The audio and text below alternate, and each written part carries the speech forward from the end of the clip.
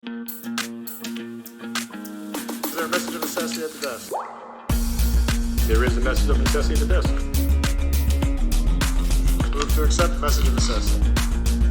The message is accepted. Welcome to another episode of Messages of Necessity, a podcast of the Empire Center for Public Policy.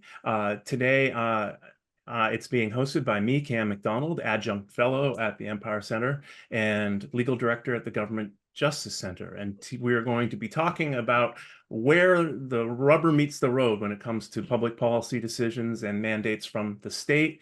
We have with us today Al Karam, who had recently retired as the Director of Transportation at the Shenendehowa Central School District. So he today is here with his own opinions and not those of the school district or the school district board.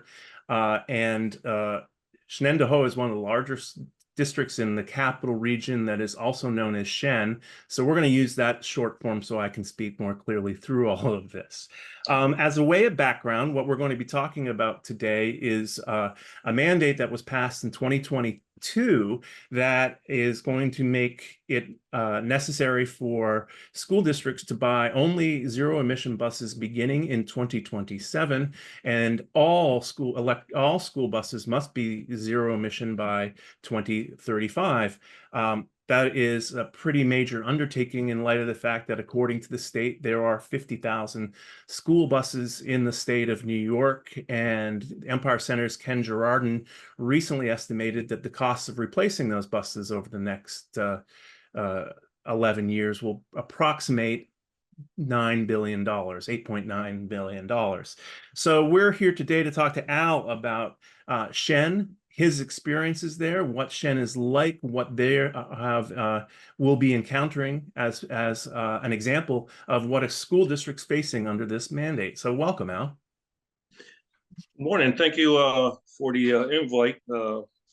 Hopefully we'll get some out of the conversation today.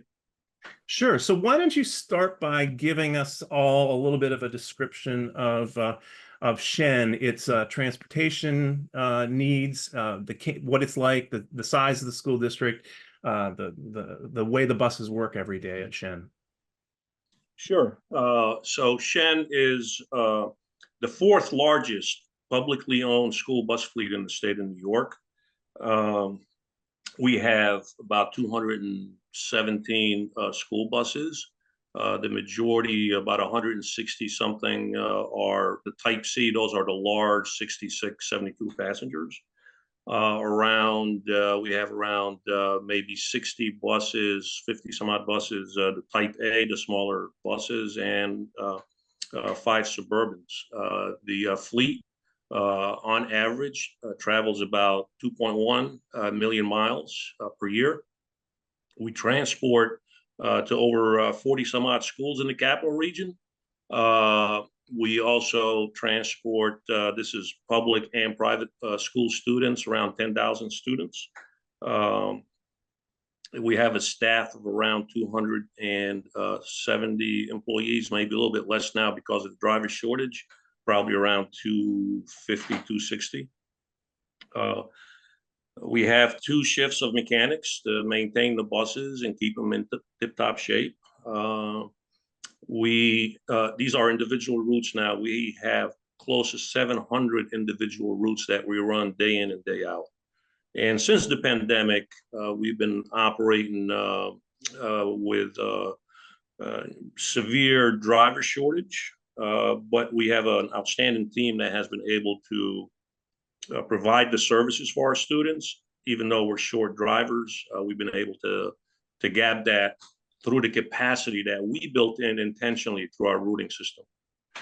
So give us an idea of what a day in the life of one of your Type C buses at Shen, like what's its sort of route schedule? Yeah, so a large bus service in a high school, for example, hits the road 5:30, 5:45 in the morning, 6 at the latest, goes out, grabs high school students, brings them in. They have to be in line to drop them off by 7:10 a.m. So that bus then turns around and goes back out, and does maybe a middle school or one of the off-campus schools out there. And so what kind of mileage did the buses put on average? So it varies. The majority probably, as many people have stated, probably put less than 30 miles a day. But when I did some data analysis on the routes about a year or so ago, we had about 70 routes that did over 50 miles a day, and probably another 70 that we're doing 70, 80, 90 miles a day. And that's a lot of buses. Right. So let's talk about the transition that's expected to take place. Shen won't be able to buy anything other than zero emission buses starting 2027, and school districts like Shen then will need to be completely zero emission by 2035. What does that mean for your bus replacement schedule? What number of zero emission buses will Shen be needing to buy by 2027? Sure. So let me give you a little bit background on that. Typically, during the course of a year, when we're purchasing, following a bus replacement plan, and through the board approval process, we typically average around 20 buses per purchase, around anywhere between 2.5 to maybe $3 million a year on the bus purchase. So with this electrification mandate, Shen actually and methodically decided, well, let's look at capacity first. Do we have the electrical capacity to buy 20 electric buses a year? The answer is no. We have 2 megawatts of power coming into the bus compound right now. And we're using all of it except maybe, I don't know, maybe 4% of it. We're not on any given day. So we brought in a consultant who did a study for us and said the max you can go with is 4 electric buses. And we decided to go with 4 315 kilowatt battery buses as our initial purchase. We started that process October of 2022. They were approved in May of 2023. Those 4 buses and 2 60 kilowatt chargers to charge those 4 buses arrived just this past week. That's how long. Just this past week. That's how long.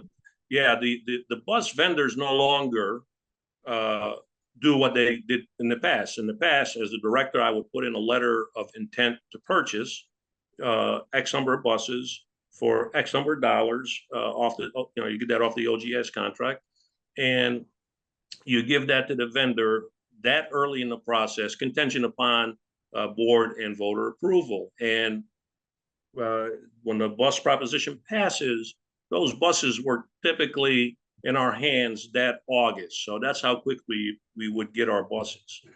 Well, with electric buses, that's out the window. The vendor is not going to buy the buses until the vendor is assured the customer has the electrical power and the chargers in place. Until that happens, those buses will not be built.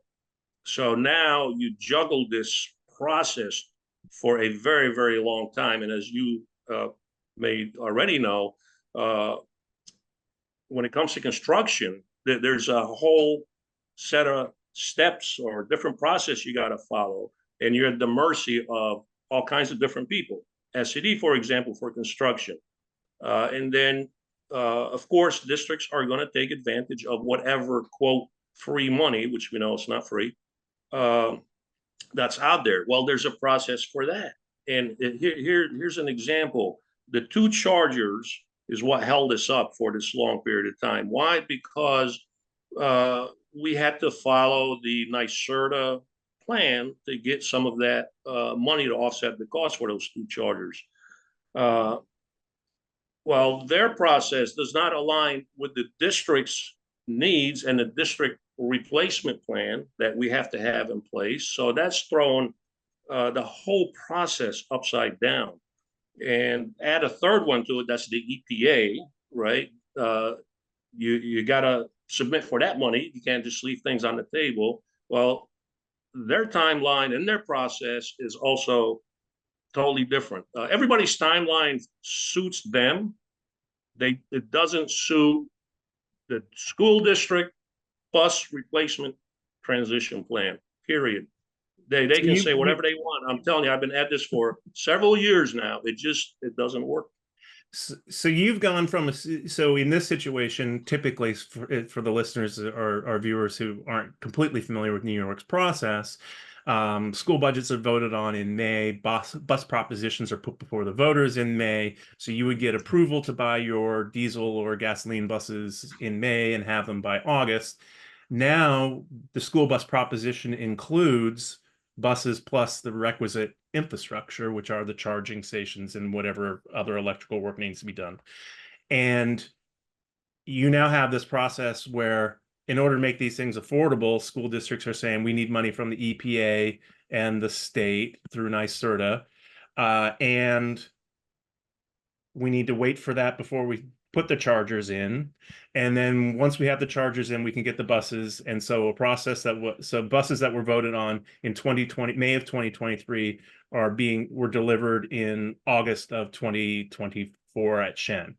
So what about not going for the free money? What's the cost difference? What did Shen save by waiting to get money from NYSERDA or EPA or whatever grants that it did get?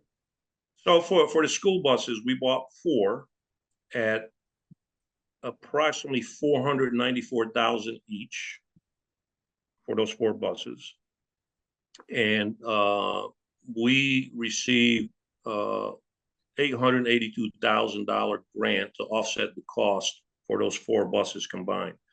The chargers, those are 2 60-kilowatt chargers, each capable of charging 2 buses. They are networked, which is what you want. You want managed network chargers, not the dumb chargers some people are buying and they're now regretting. I know of some school districts that actually did that, and they're regretting the fact they went with the cheap stuff because it's not working out for them, which, by the way, is being pushed on them from every direction to go with the level 2s that really don't meet their operational needs. At any rate, for the chargers, NYSERDA gave $25,000 per what they call per port, right? So each charger's got 2 charging ports. That's if you don't have a study done, and if you had a study done, we could have gotten $50,000 per port. So we decided, let's get these buses in because the bus has been out there hanging. Let's just go ahead and get them in. Let's go for the $25,000 per port.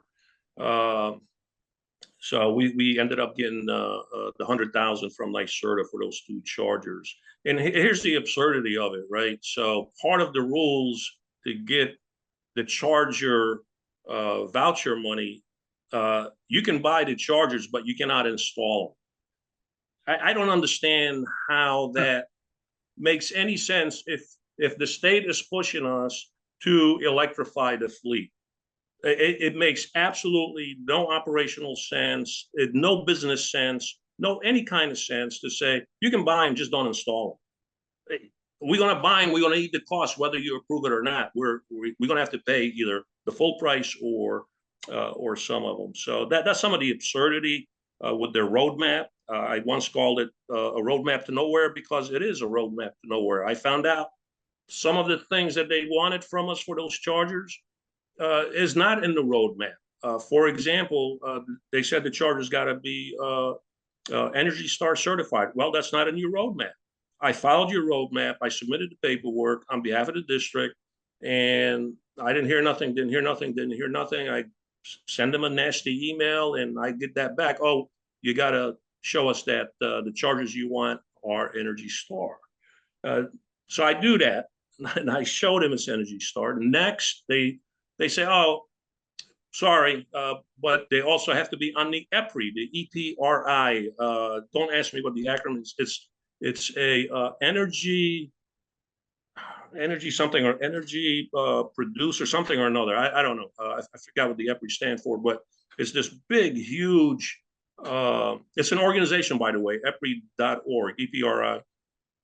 Huge spreadsheet that got all these chargers on them, and it's got to say EPRI certified. Well, the chargers we wanted, it didn't say EPRI. It said SCE, Southern California Energy certified, which is recognized by EPRI. But they turned down our request initially because it didn't say EPRI. So it's on their list, so forth, so on. They just make it so difficult on the end user, on the people that they're trying to push, on the organization they're trying to push to fulfill this mandate with all this nonsense. And to me, the most important thing about a charger, by the way, it's not whether it's energy efficient or EPRI certified. It should be, has that charger software been vetted by the bus OE and vice versa? Because you have two computers talking to each other and you start having communication issues and they're not certified, they haven't certified with each other, they're going to end up doing this, pointing fingers at each other, and the districts are going to be standing there holding that bag.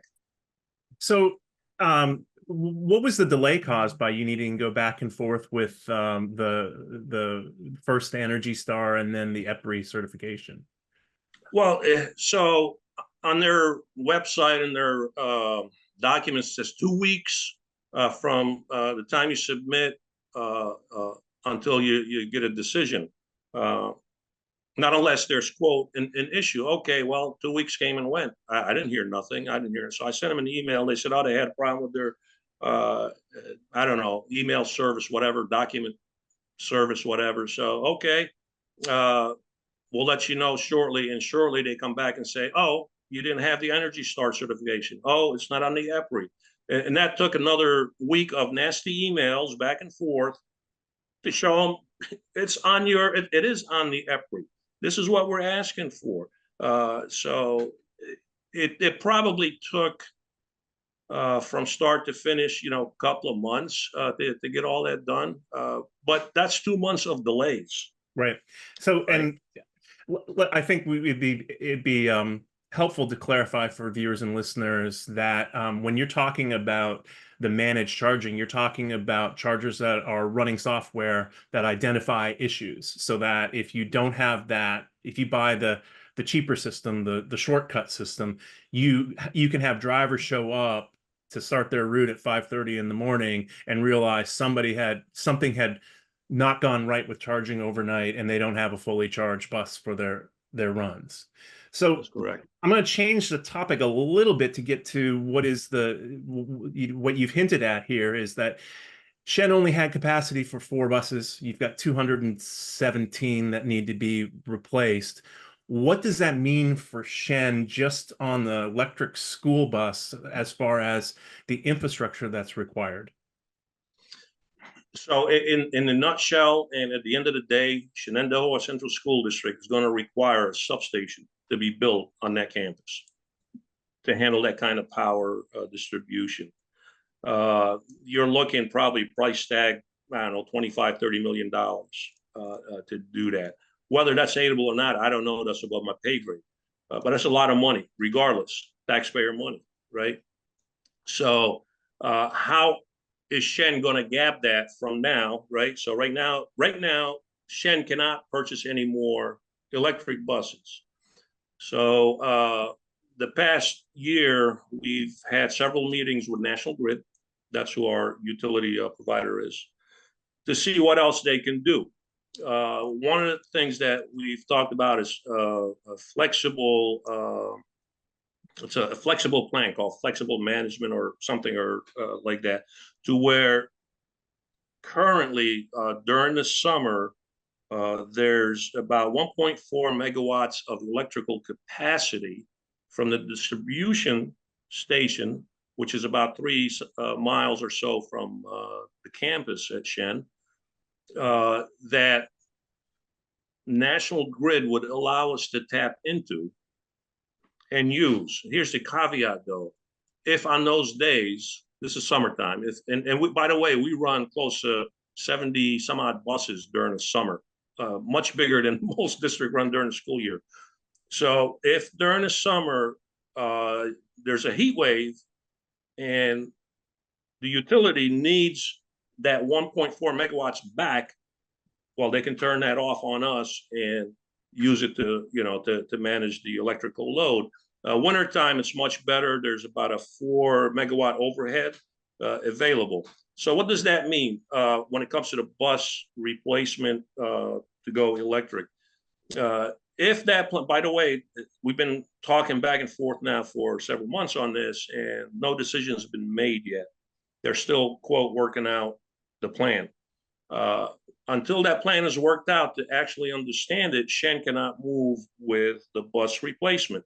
If the plan is put in place, let's say tomorrow, then Shen could potentially, over the next couple of years, 2 to 3 years, once the infrastructure is put in place, they can start purchasing probably about 20 electric buses if they want per year, up to a maximum about 50. So 50 buses is what 1.4 megawatt of power can charge.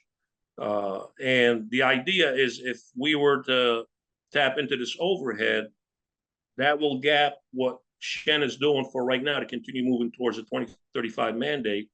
And hopefully in 3, 4, 5 years, 6 years from now, there's more electrical capacity, which I have serious doubt about based on everything I read, for the school district then to continue on and continue purchasing those buses. So if that plan does not come to fruition, Shen has no other recourse than to continue buying diesel and gasoline buses for the time being, which creates a set of problems financially for the district and for the state, because the longer you delay buying those electric buses, right, the shorter the time, the bigger that curve, the higher the cost, because you're going to have to purchase more and more and more instead of 20. Now, the plan I worked out for the district,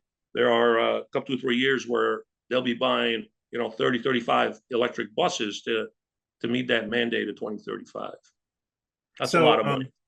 Yeah. So for the listeners' benefit, there is information out there if you're interested from seeing if your school district has asked for it. National Grid, upstate at least, does assessments for districts, and what the main part of the assessment is they will look at their capacity flowing by your place, what Al's calling the overhead, and they will say, okay, we've got X amount of capacity available on this line, so you should be good up to an amount. And for some school districts, there's plenty, and in case of Shen, there's not. And so when Al's talking about additional capacity, you're talking about whether or not National Grid's going to be adding capacity to its lines just generally as part of its infrastructure.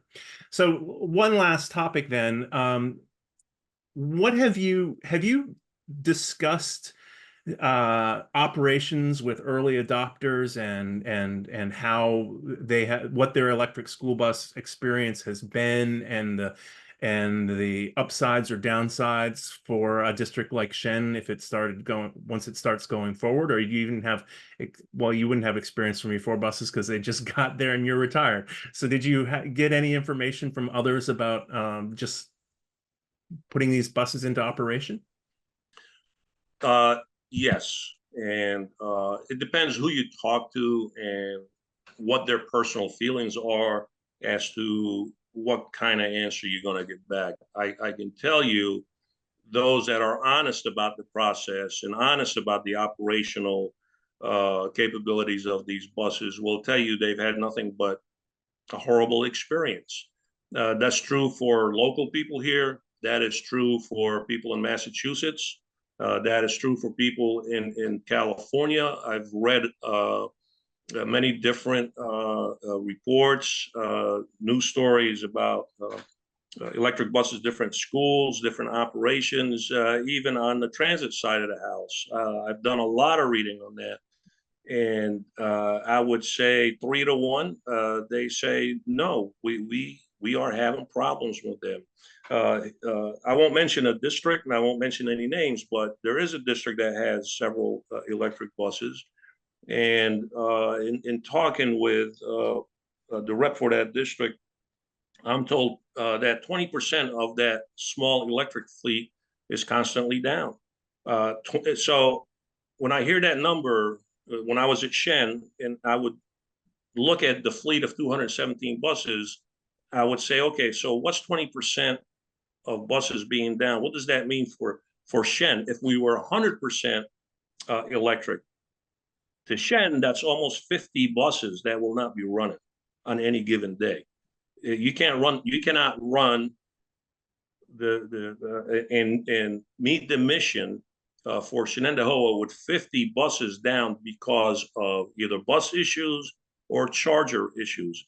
I would also direct your listeners to there's a county inspector general report from I don't know if you read it or not, Montgomery County, Maryland.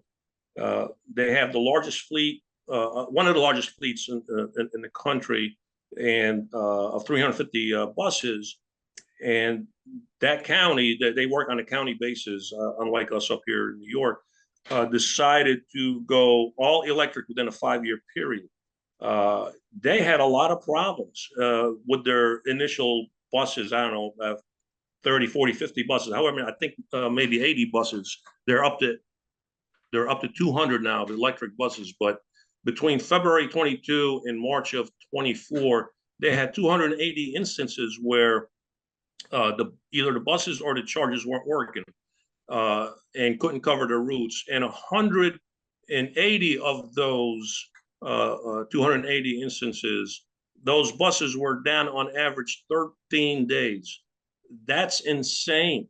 So if the average is 13, can you imagine what the bigger numbers are to give you that average? That's just crazy.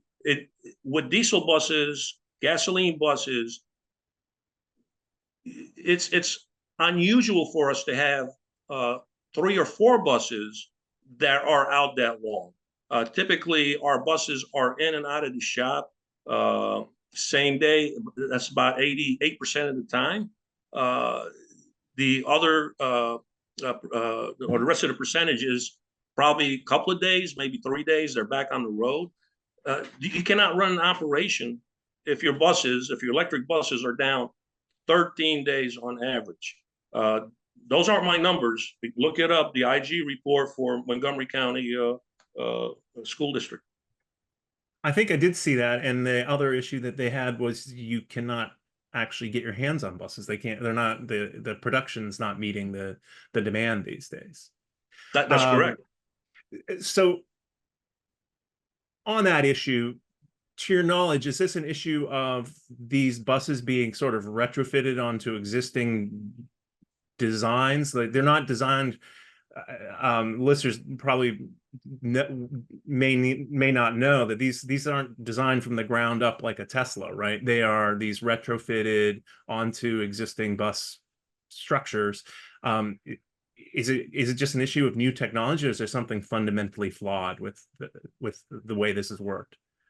I call them the Frankenstein buses because you're right.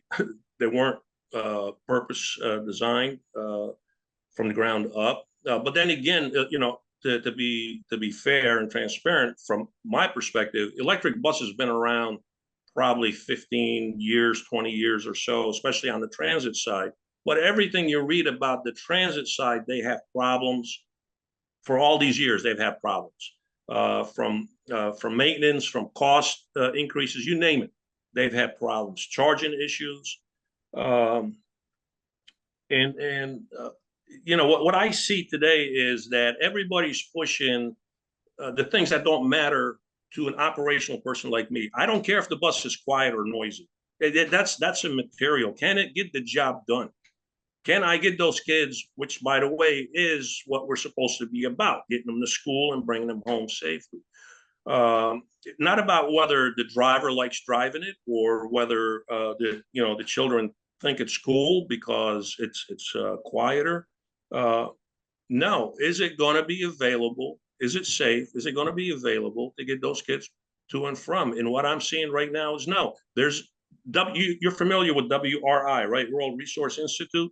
Mm-hmm. In their own report or article, I think they did on electric buses, especially in China, while it was a glowing, because they're for electric vehicles, it's a glowing article. They did say in China, you got the largest fleet of electric buses, over 400,000. And what they found out is a lot of those routes that one diesel bus could cover, it's taken them 2 electric buses to cover.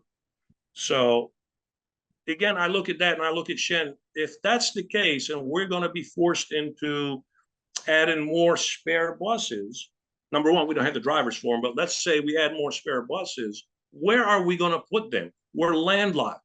Where are we going to put them? Where are we going to put that charging infrastructure? And by the way, the total cost for Shen, just for buses, if they would have started 2 years ago, buying between 7 to 9 buses a year, electric buses, by 2035, they would have spent, they would need to spend $115 to $118 million just for Shen. That number isn't going to change a whole lot as you crunch up.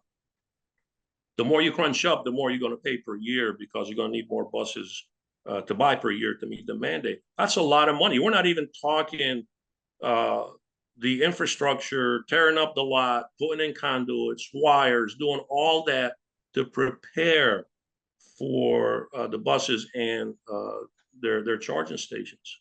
And the other thing no one talks about while I'm on the roll, if you don't mind, everybody keeps talking about the school buses themselves, the electric buses. No one talks about the chargers. The chargers have a life cycle, on average 8 years.